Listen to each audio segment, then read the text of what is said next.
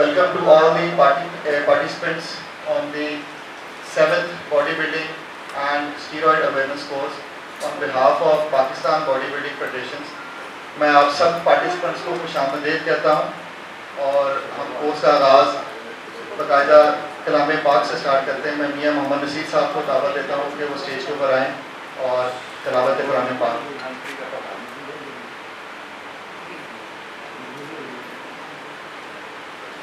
أعوذ بالله من الشيطان الرجيم.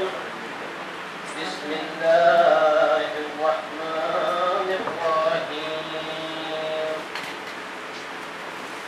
قل أعوذ برب الناس ملك الناس إله الناس من شر الوسواس الخناس الذي يوسوس في صدور الناس من الجنة والناس.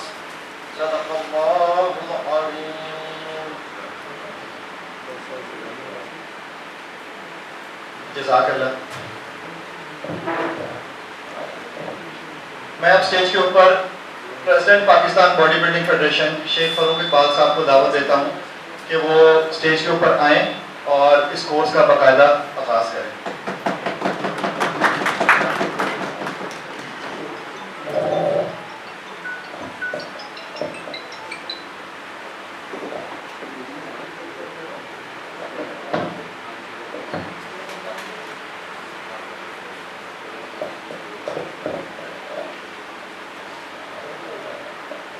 اعوذ باللہ من الشیطان الرجیم. بسم اللہ الرحمن الرحیم. میں تمام پارٹیسپینٹس کا، تمام جو لیکچرز ہیں ہمارے آج کے، ان کا Pakistan body building federation, Sindh body building ایسوسی ایشن، لاہور باڈی بلڈنگ ایسوسی ایشن، پنجاب باڈی بلڈنگ ایسوسی ایشن، NBBI پاکستان، میں تمام ممبران کا بے حد مشکور ہوں جنہوں نے اپنی مصروفیات میں سے وقت نکال کے آج کے ہمارے اس کورس میں شرکت کی.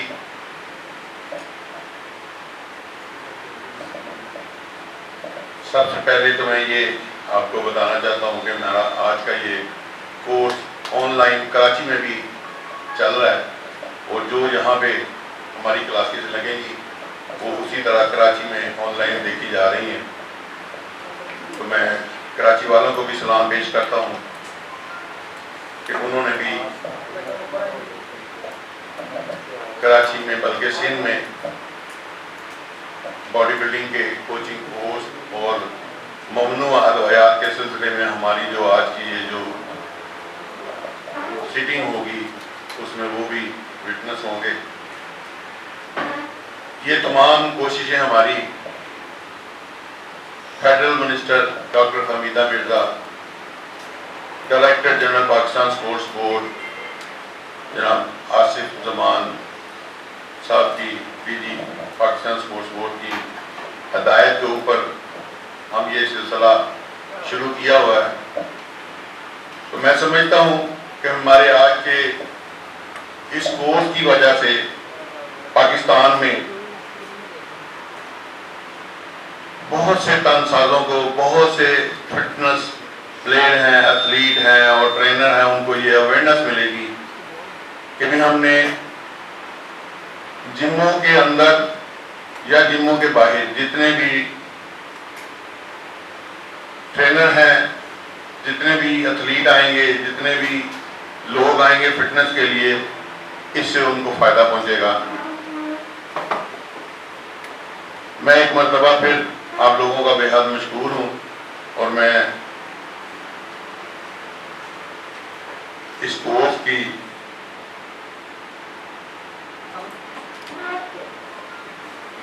تکمیل کے لیے، ابتدا کے لیے میں یہاں پہ آرگنائزنگ کمیٹی کو اجازت دیتا ہوں کہ وہ آج کا یہ کورس شروع کریں باقاعدہ.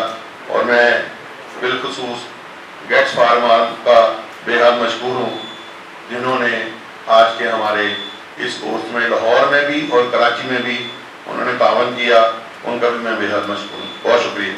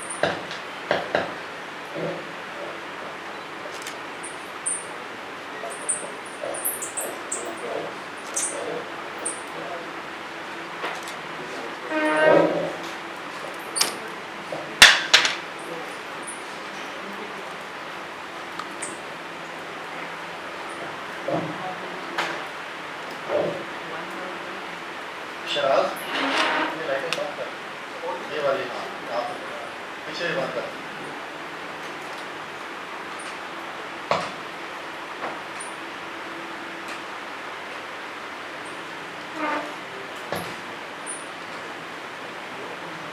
یہ جلتی رہے, یہ والی بند کر.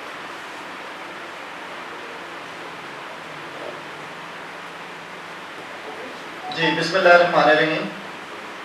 ہم کورس کا باقاعدہ آغاز کرتے ہیں. میرا نام عثمان عمر ہے اور میں پروفیسر ہوں فزیکل ایجوکیشن کے اندر, ہائر ایجوکیشن ڈپارٹمنٹ کے اندر.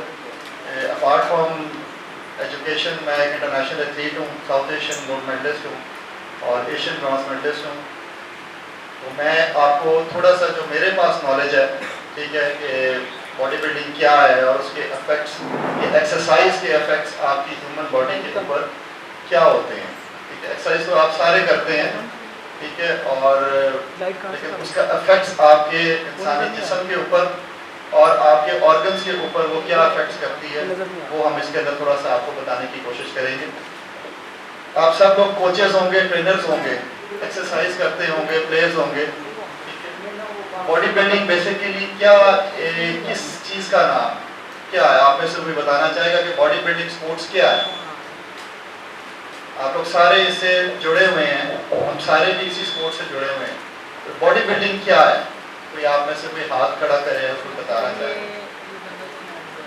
جی مسل اور باڈی کی ایک ریشو کو آپ نے ایک خوبصورت انداز میں اس طرح سے ریڈی کرنا کو دیکھنے میں جی بالکل ٹھیک ہے. انہوں نے کہا ہے کہ مسلس کو یا باڈی کو ایک ایسے خوبصورت انداز سے مراد کے ایک اسٹیٹک سینس کے اندر, اسٹیٹک ورڈ یوز کیا جاتا ہے خوبصورتی کے اندر کسی بھی اسپورٹس کے اندر.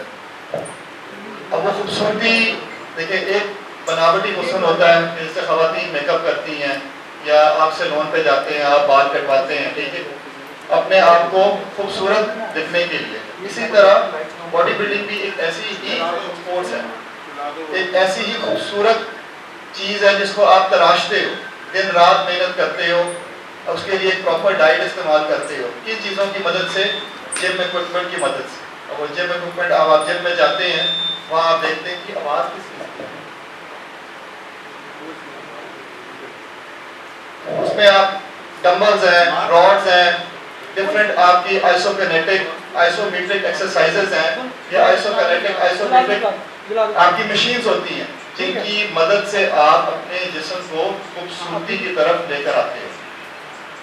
اور خوبصورتی کس سینس کے اندر کہ جتنی آپ کی باڈی کے اوپر مسل میس ہوگا, ٹھیک ہے, اور جتنی آپ کی فیٹ ریشو کم ہوگی, اتنا ہی انسان, اتنا ہی وہ میل, اتنا ہی وہ اچھا کھلاڑی خوبصورت دکھتا ہے. ڈفرینٹ کمپٹیشنز ہوتے ہیں, لاہور سے لے کر پاکستان لیول تک آپ پلیئرز دیکھتے ہو جو خوبصورت مسکولر ایک ایک جسم کا ایک ایک جو مسل ہے وہ علیحدہ نظر آ رہا ہوتا ہے. تو وہ کیا ہے, وہ اوور نائٹ کسی چیز کا کمال نہیں ہے, وہ اس کے لیے دن رات آپ کو محنت کرنی پڑتی ہے, ایکسرسائز کرنی پڑتی ہے, ڈفرینٹ ٹیکنیکس استعمال کرنی پڑتی ہیں ایکسرسائز کی بھی. اور ایک ساتھ ایک ورڈ یوز کروں گا کہ باڈی بلڈنگ جو اسپورٹس ہے وہ ڈسپلن کا نام ہے. اگر آپ اس اسپورٹس کے اندر ڈسپلن نہیں رکھ سکتے تو آپ کبھی بھی اچھے ایتھلیٹ یا ایک اچھے کوچ یا اچھے ٹرینر بھی آپ نہیں بن سکتے. اب ڈسپلن کے سینس کے اندر آپ میں سے کوئی بتانا چاہے گا کہ اسپورٹس جو ہے یہ باڈی بلڈنگ اسپورٹس جس سے ہم سب جڑے ہوئے ہیں, اس کے اندر ڈسپلن کی کیا اہمیت ہے؟ کوئی ہاتھ کھڑا کرے. ڈسپلن سمجھتے ہیں آپ؟ ڈسپلن کیا ہوتی ہے؟ ایک نظم و ضبط جو ہوتا ہے. اس باڈی بلڈنگ اسپورٹس کے اندر ڈسپلن کی کیا اہمیت ہے؟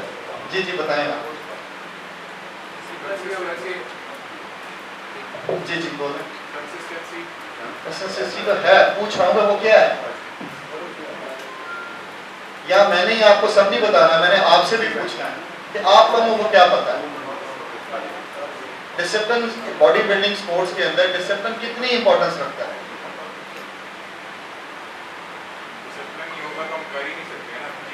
میں تو وہی پوچھ رہا ہوں نا کہ ڈسپلن کی کیا اہمیت ہے, کیسے ڈسپلن ہوتا ہے؟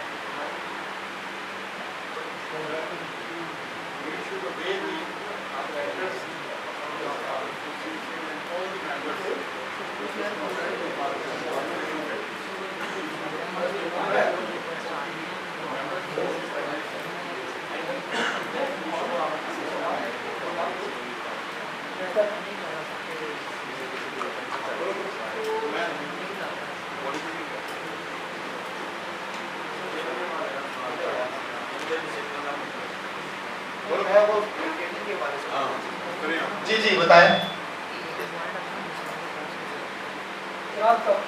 جی بتائیں شراز. جی ٹھیک ہو گیا. جی ٹھیک ہے. میرا پوچھنے کا مقصد یہ تھا کہ آپ کو میری بات سمجھنے لگی کہ میں نے آپ کو بتایا کہ باڈی بلڈنگ جو اسپورٹس ہے وہ ڈسپلن کا نام ہے. تو ڈسپلن کن سینسز کے اندر, ڈسپلن کن سینسز کے اندر؟ obviously ڈسپلن آپ کی ٹریننگ کے اندر سب سے پہلے کہ آپ نے اپنا ٹائم مینیج کرنا ہے کہ کس ٹائم سپین کے اندر آپ ٹریننگ کر رہے ہو. ٹھیک ہے, اگر آپ مارننگ میں اپنا سیشن کر رہے ہو, ایوننگ میں کر رہے ہو, تو یو شوڈ بی کنسسٹنٹ کہ میں نے اس ٹائم کے اوپر ٹریننگ سٹارٹ کرنی ہے اور کتنے وقت میں اس کو ختم کرنا ہے. یہ چیز ایک کانسیپٹ ہوتا ہے کہ ہم لوگ ایک ینگسٹر جم میں جاتا ہے, میں بگنر لیول سے بات کرتا ہوں, ہمارے یہاں اتنے جو پروفیشنل کوچز نہیں ہیں لیکن بہت کم ہیں. وہ اسٹوڈنٹ اس کو یہ چیز کا پتہ ہی نہیں ہوتا کہ میں نے ایک سیٹ جو لگانا ہے اس کے درمیان میں میرا کتنا جو ٹائم گیپ ہے ریسٹ کا وہ کتنا ہونا چاہیے. اس کے بعد میں نے کتنے سیکنڈز کے بعد دوبارہ اگلا سیٹ کرنا ہے, کون سی ٹریننگ کرنی ہے, ٹریننگ پوائنٹ آف ویو سے بھی ڈسپلن. ٹھیک ہے, اور اس ٹریننگ کے اندر سیٹس ریپیٹیشن کے دوران بھی وہ ڈسپلن مینٹین کرتا ہے. پھر سب سے امپورٹنٹ چیز جو ڈسپلن باڈی بلڈنگ اسپورٹس کے اندر وہ ہے, وہ that is your food, diet ہے. اگر آپ اپنی ڈائٹ کے اندر ڈسپلن نہیں مینٹین کر سکتے تو آپ کبھی بھی اپنا اسٹیٹک گول جس طرح انہوں نے مجھے بتایا, ٹھیک ہے, وہ کبھی بھی اچیو نہیں کر سکتے. مسل میس کی خوبصورتی باڈی بلڈنگ کے اندر نہیں آ سکتی. اب میں جنرل ٹریننگ کی بات کرتا ہوں کہ ڈفرینٹ اسپورٹس ہے, وہ ہاکی ہو, اسکواش ہو, کرکٹ ہو, فٹ بال ہو, بیڈمنٹن ہو, اس کے اندر بھی ڈسپلن آپ کا ریکوائر ہوتا ہے. ان کی ٹریننگ کے اندر, ان کی ڈائٹ کے اندر, وہاں بھی اسی باڈی بلڈنگ سے ریلیٹڈ ایک اسپیکٹ ہے جس کو آپ اسٹرینتھ ٹریننگ کہتے ہو. ٹھیک ہے, وہاں پر وہ پلیس کرتے ہیں اپنی اسٹرینتھ کو ڈیولپ کرنے کے لیے. اگر ایک پلیئر کے اندر اسٹرینتھ نہیں ہے تو وہ کسی بھی اسپورٹس کے اندر فلرش نہیں کر سکتا. خیر یہ تو علیحدہ ٹاپک چلا جائے گا. میں آپ کو اسٹارٹ کرتا ہوں کہ افیکٹس کیا ہوتے ہیں آپ کی باڈی کے اوپر جب آپ ایکسرسائز کے اندر اپنی باڈی کو انڈلج کرتے ہیں. ٹائپس آف افیکٹس, دو طرح کے افیکٹس ہوتے ہیں. Effects of exercise can be separated into two categories. آپ ان افیکٹس کو دو کیٹیگرائز میں تقسیم کر سکتے ہو. وہ کون سا, ایک ایکیوٹ اور ایک آپ کا کرونک.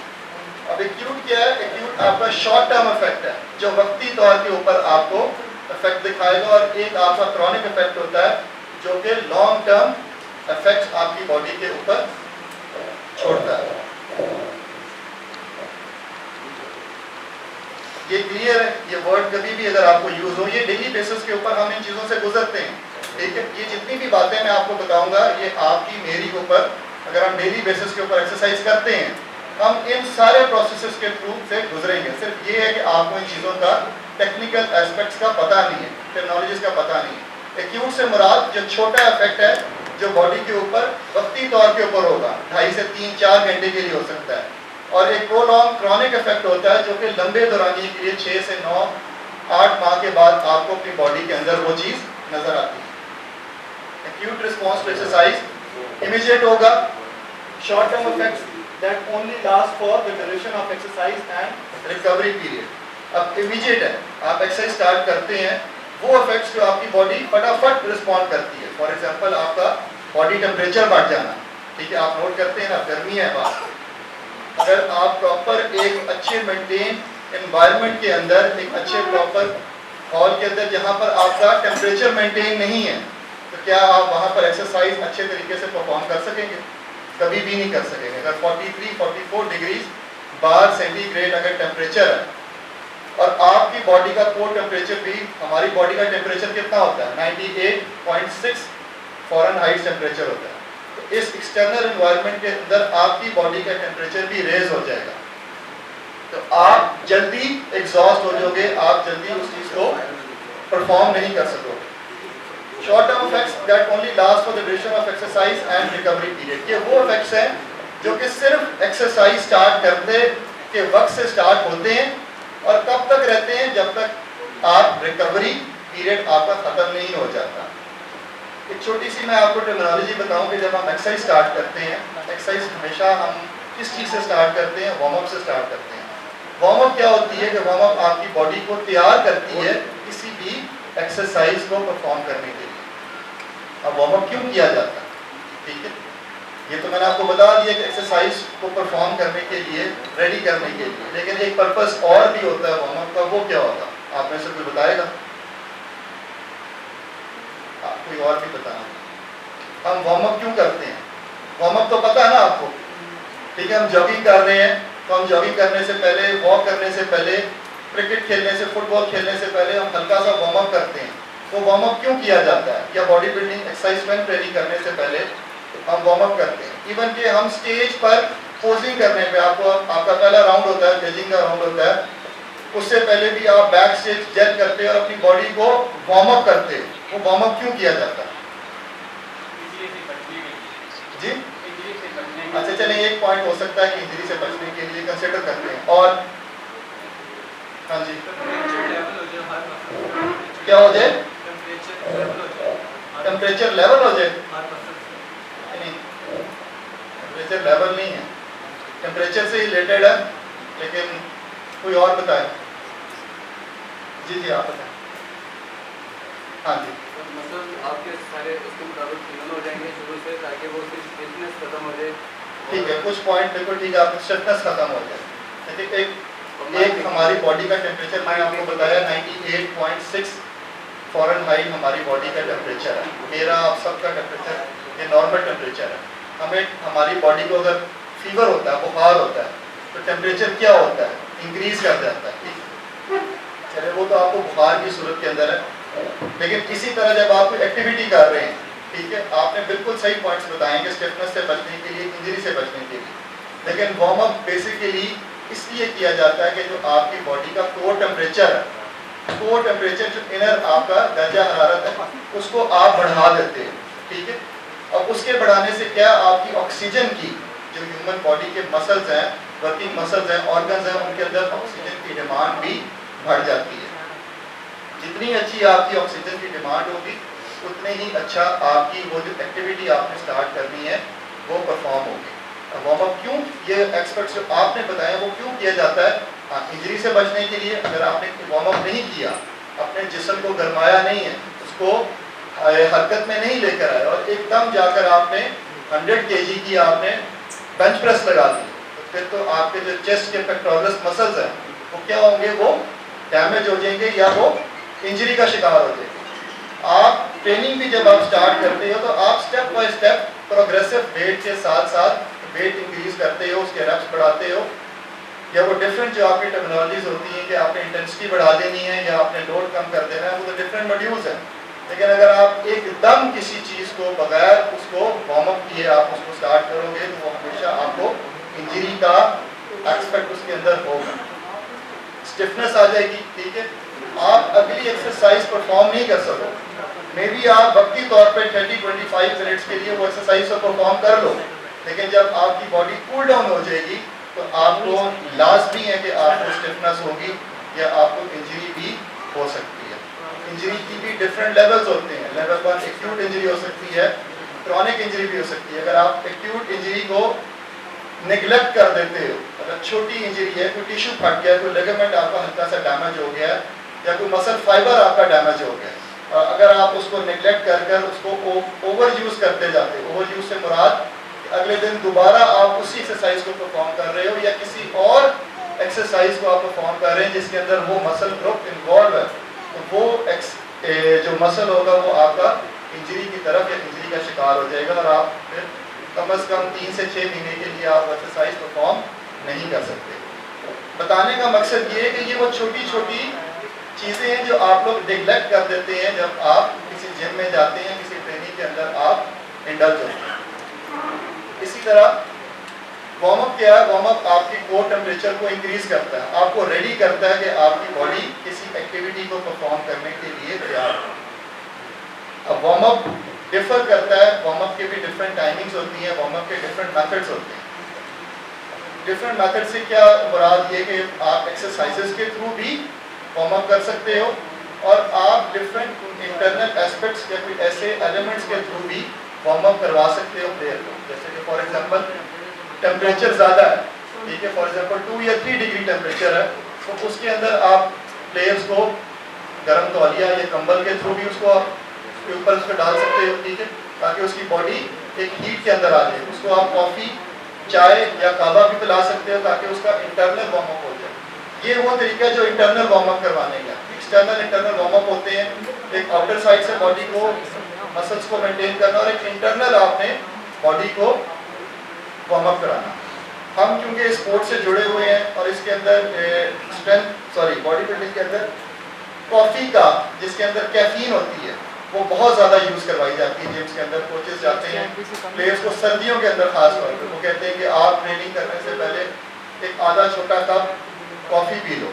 वो क्यों करवाया जाता है कि एक आपकी बॉडी इंटरनली वार्म अप हो जाए और आपको उसके अंदर जो उस कॉफ़ी के अंदर एक कैफीन स्टिमुलेंट होता है वो आपकी बॉडी के आपके नर्वस सिस्टम को एक्टिव कर देता है। नर्वस सिस्टम से मुराद आपके दिमाग को चाको चबक कर देता है। आज अगर आप देखो कि मार्केट के अंदर आप लोग मतलब किसी भी सप्लीमेंट शॉप पे चले जाओ या किसी जिम में चले जाओ, वहाँ पर बड़े अच्छे अच्छे वो रंग बिरंगे आपके सप्लीमेंट्स के पैकेट्स पड़े होते हैं जिनको आप प्री वर्कआउट कहते हैं। वो प्री वर्कआउट सप्लीमेंट्स क्या है? कोई बताएगा आप में से? आप कोई और भी पार्टिसिपेट करें। जी इमरान भट्टी साहब, प्री वर्कआउट सप्लीमेंट क्या करते हैं?